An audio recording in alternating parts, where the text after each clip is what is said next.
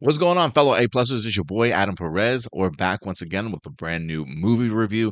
As we're set to go ahead and dive into Karate Kid Legends. That's right, the brand new Karate Kid film in the franchise that's been going for quite some time. I think the last movie we wind up having from them was The Karate Kid with Jackie Chan and Jaden Smith a few years back. We are, in fact, back this time around with the Mr. Han character as Jackie Chan certainly returns. This time with a brand new protege in Li Fang.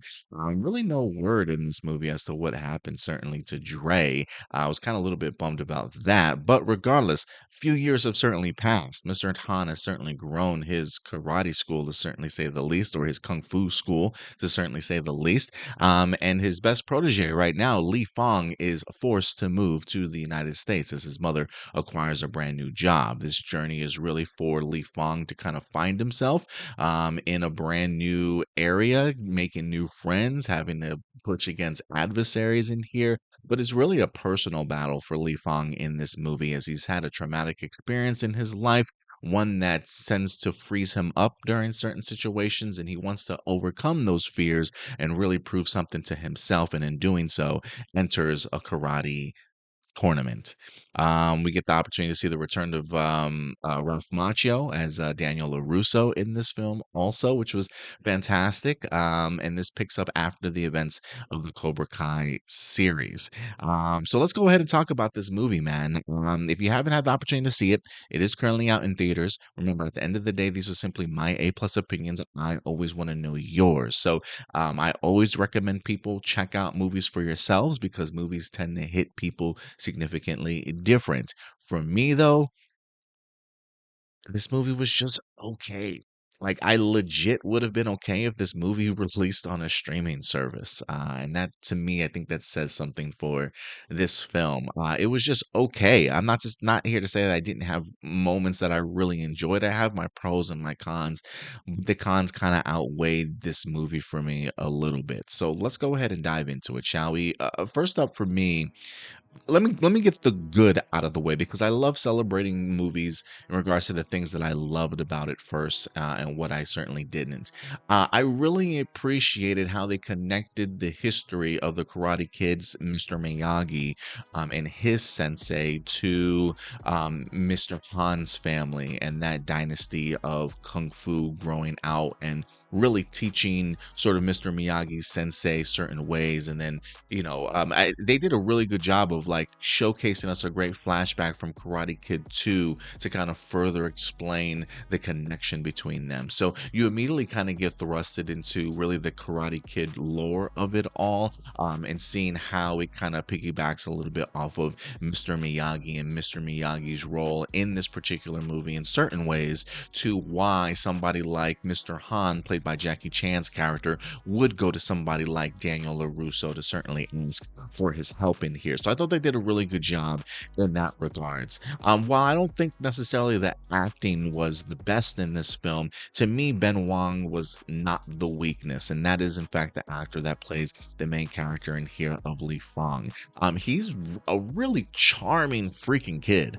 I really liked him on the screen. I thought his relationship with the girl that he winds up meeting in here, Mia, played by Sadie Stanley, I thought they had really great chemistry on screen. I definitely wanted to see that kind of explored a little bit, but I had no idea Ben Wang was as charming as an individual as he certainly was. He really did his thing as Li Fang in here. Joshua Jackson plays Mia's father, who's in here. I couldn't remember him from the trailers really, but he definitely shocked me. I'm always a really big fan of Joshua Jackson. And it is funny, we got Ming Na Wen in here who plays the mother to Li Fang, and another guy that winds up popping up in this movie, Wyatt Olaf, which I feel like is Jonathan Entwistle, who's the director of this film. It's like his go-to guy. I feel like he's almost in everything that Jonathan Entwistle winds up bringing in whenever he certainly does a movie or a television show sort of thing.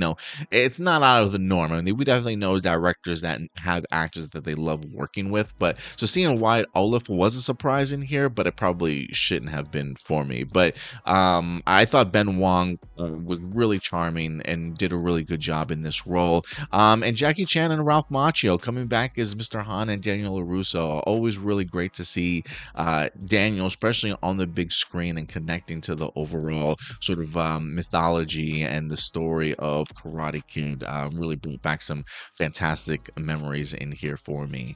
I thought Jonathan Entwistle did a pretty good job in regards to directing. The action pieces looked really good in here, to be quite frank with you. There were modern takes about this movie that I was a big fan of in regards to like how they pulled off the tournament and the concept of the five boroughs, maybe like a tournament a week sort of thing, at different landscapes around different areas of New York City sort of thing. Visually, I thought it looked pretty stunning from just the different scenery and the environments that they're having all these different sort of tournaments in. So I thought the idea of modernizing a little bit certainly worked in certain aspects for this movie. But as far as that goes, there is just an emptiness to this movie that I was not certainly prepared for. I felt like a lot of the weight was gone from certainly these moments. First off, this movie seemed to fly by. I don't know exactly how long this movie was, but it seemed like it flew by for me when I watched it. I do put some of that towards the editing. There's some things I think like editing was just so brisk and so quick, moving from scene to scene. Sometimes I felt like glossing over certain things that I wanted to see explored a little bit more, not really giving things time to breathe. Kind of really pushed and rushed the pace of this movie a little bit. So that by the time we get to the finale, I don't really have that emotional connection that I was really hoping to have with Li Fong, or certainly like understanding the stakes and what it truly meant for a lot of the characters. The weight and the gravitas from the emotional arc just was not here for me. It just felt very surface level sort of thing. There is a sequence in here of Li Fong having to train somebody also for a supporting character arc in this movie.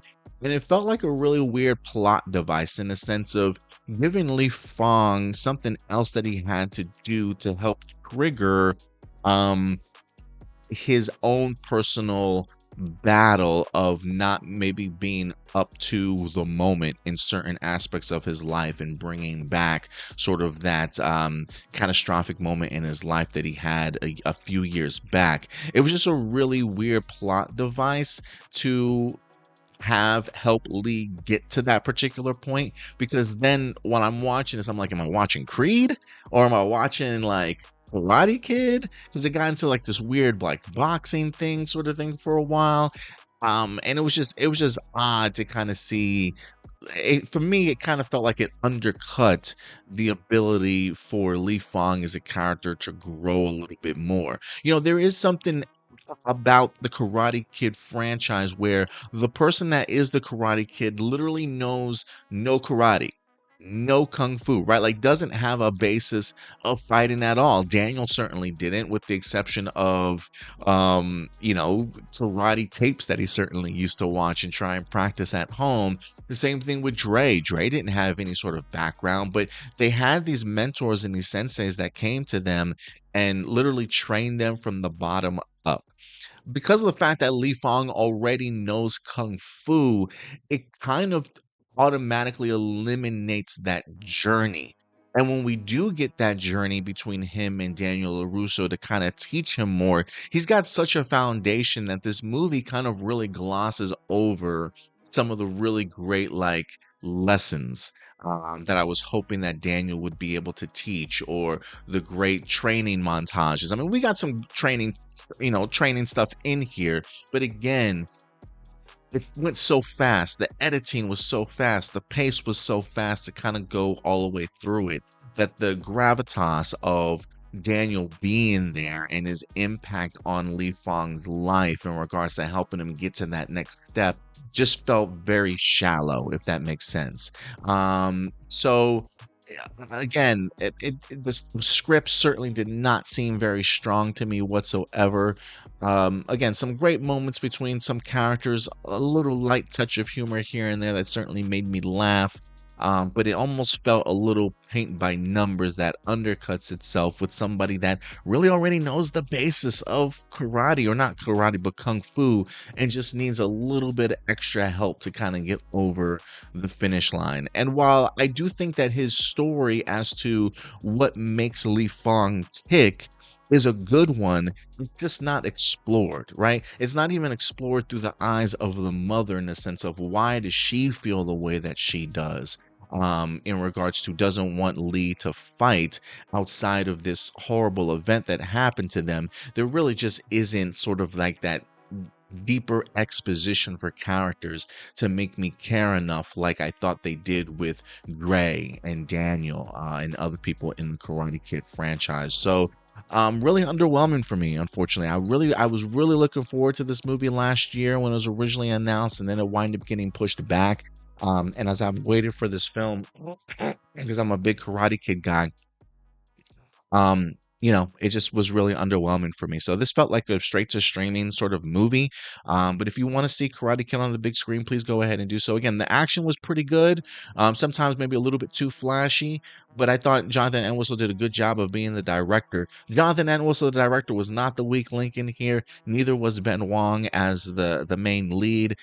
This really had a lot to do, I think, with script, editing, and the pacing of the film, unfortunately. I will say this though, while this movie does not have a post-credit scene, it does have, like, as the movie ends, the logo of the movie pops up, and there's an additional scene sort of right after that that's kind of extended, which I certainly recommend you guys certainly stay for and watch. It was great. I really enjoyed it.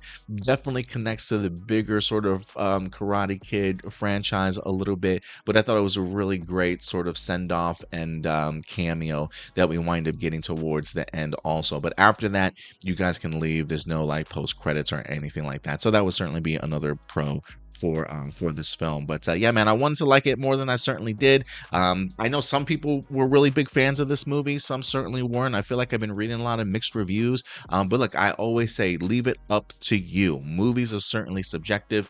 You can go ahead and certainly check out the film and feel completely differently from it than I certainly did. And if you did, or if you agree with me, if you don't agree with me, regardless, I want to know your thoughts in the comment section box below. Let me know what you guys thought about Karate Kid Legends in the comments. And until next time, do me a big favor, as always, take care of yourselves, take care of each other, and keep it A+. I'll talk to you guys later.